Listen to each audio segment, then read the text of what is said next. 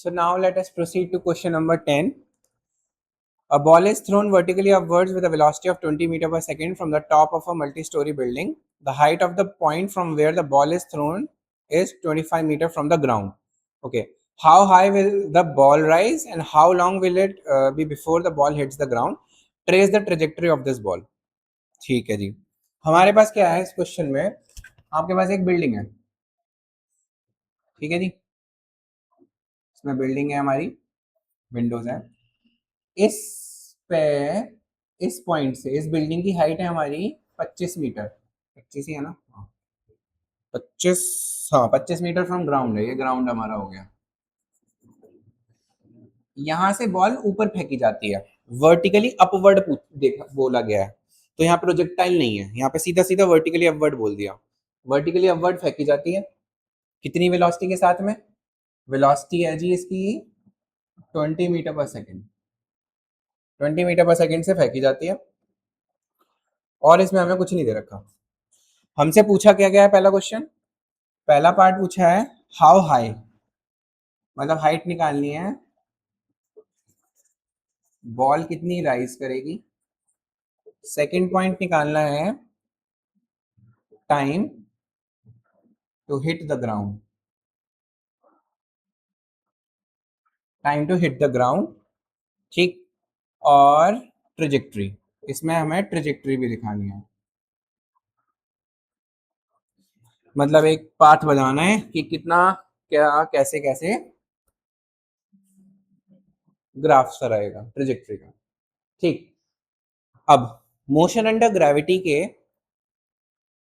कई सारे तरीके हैं सॉल्व करने के. पहली चीज, जब बॉल नीचे जा रही होती है हम एक्सेलरेशन को नेगेटिव ले लेते हैं, राइट. जब बॉल ऊपर जा रही होती है तो सॉरी एक्सेलरेशन को प्लस ले लेते हैं जब नीचे जा रही होती है, और जब ऊपर जा रही होती है तो एक्सेलरेशन को हम नेगेटिव ले लेते हैं. ठीक है. ये हमारा फ्रेम ऑफ रेफरेंस है कि हम अपवर्ड डायरेक्शन को नेगेटिव डायरेक्शन और डाउनवर्ड डायरेक्शन को नेगेटिव ले रहे हैं, पॉजिटिव ले रहे हैं. ठीक. बट जहाँ पे हमारे हाइट वाले क्वेश्चन आ जाएं, जो बॉल ऊपर की तरफ फेंकी गई है वो नीचे की तरफ आ रही है, तो हमें यहाँ पे एक पर्टिकुलर फ्रेम लेना पड़ेगा कि कौन सी डायरेक्शन प्लस होगी और कौन सी डायरेक्शन नेगेटिव होगी, भले ही वो जी की वैल्यू को ऑल्टर कर रही हो. तो यहाँ पे 1 मिनट. तो यहाँ पे हम क्या करेंगे, क्योंकि ये एक ही एक्सिस में है, वाई एक्सिस में. ठीक. यहाँ पे बिल्डिंग है तो अपवर्ड डायरेक्शन को ले लेंगे हम पॉजिटिव और डाउनवर्ड डायरेक्शन को ले लेंगे हम नेगेटिव. ठीक है जी. यानी कि बॉल और जितनी भी फिजिकल क्वांटिटीज ऊपर की तरफ जा रही होंगी, ठीक है, तो वो हमारी पॉजिटिव जाएंगी और नीचे वाली में हम क्या मानेंगे? नेगेटिव. अब जो हमारी इस वाले फ्रेम को लेने के बाद हमें ये पता लगता है कि जो ग्रेविटी है वो नीचे की तरफ एक्ट करती है. यस और नो? ग्रेविटी का जो डायरेक्शन होता है नीचे की तरफ होता है, तो हम जी को नेगेटिव मानेंगे इस क्वेश्चन में, इस फ्रेम को रखने के बाद में. इसमें हम जी की वैल्यू नीचे की तरफ भी नेगेटिव मानेंगे. ठीक है. और अपवर्ड में भी जो जी का डायरेक्शन होगा वो भी कैसा है? नेगेटिव. तो इसमें भी हम इसे नेगेटिव मानेंगे. मतलब क्योंकि ग्रेविटी की डायरेक्शन नीचे की तरफ जा रही है, जो कि वाई एक्सिस के रेफरेंस पॉइंट जो बिल्डिंग के ऊपर माना गया है उसके नीचे पड़ रहा है, इसलिए हम जी की वैल्यू इसमें नेगेटिव मानेंगे according to this sign convention that we have selected for this question. ठीक. अब इसके बाद हम सीधे सीधे मुद्दे पे आते हैं कि फर्स्ट पार्ट निकालना है. बॉल राइज करेगी, बॉल राइज कर रही है, वर्टिकली अपवर्ड फेंकी गई है, ऑब्वियसली जी लगी रहा है, तो यहाँ पे मैं जी की वैल्यू -10 मीटर पर सेकेंड स्क्वायर मान लेता हूँ. इसके बाद में u कितना दे रखा है? 20 मीटर पर सेकेंड. ठीक. जब ये बॉल हाईएस्ट पॉइंट पे होगी तब v की वैल्यू कितनी हो जाएगी? 0. v की वैल्यू कितनी हो जाएगी? 0. ठीक है जी. इसके बाद मुझे फॉर्मूला लगाना है, तो v square minus u square is equals to 2as. पूछा गया है हाउ हाई, हाइट पूछी है, डिस्प्लेसमेंट. तो 0 माइनस 20 का square is equals to 2 into -10 into s की जगह रिप्लेस कर देता हूँ हाइट. ठीक. -20 इंटू 20 अपॉन 2 इंटू -10, ये गया 2 से, ये 2 गए, तो हाइट मेरी आ गई 20 मीटर. कितनी आ गई जी? 20 मीटर आ गई मेरी. कि इस बिल्डिंग से 20 मीटर ऊपर हाइट तक जाएगी। ठीक, यहाँ तक तो सब कुछ सही है। अब क्वेश्चन में क्या पूछा है कि कितना टाइम लेगी वो हिट करने में, कितना टाइम लेगी वो हिट करने में। ठीक है, तो यहाँ पे हम इस वाले इसमें जो टाइम होगा वो ऊपर से लेके नीचे तक नापेंगे, ऊपर जाएगी फिर नीचे जाएगी।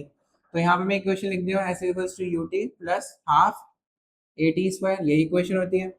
ठीक है जी, अब ध्यान से देखिए, बॉल किस चीज को हिट कर रही है, ग्राउंड को। किस चीज को हिट कर रही है, ग्राउंड को। यहां से बॉल चली, वापस इस पॉइंट पे आ गई, तो नेट डिस्प्लेसमेंट कितना हो गया, 0। भाई यहाँ से चली थी 20 मीटर, फिर वापस 20 मीटर यहाँ पे आ गई। डिस्टेंस की इक्वेशन नहीं है, ये डिस्प्लेसमेंट की इक्वेशन है। तो ये जो 20 प्लस 20 मीटर जो था वो तो हमारा नलीफाई हो गया। अब बॉल नीचे की तरफ जा रही है और हमने जो रेफरेंस पॉइंट है, जो ओरिजिन है, वो हमने बिल्डिंग की हाइट मान रखा है। तो कितना नीचे जा रही है, -25। तो डिस्प्लेसमेंट कितना हो गया, -25।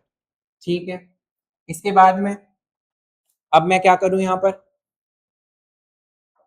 u की वैल्यू रखूं जिस वेलोसिटी के साथ मैंने फेंकी थी। तो यहाँ पे हो गया 20 इंटू टी।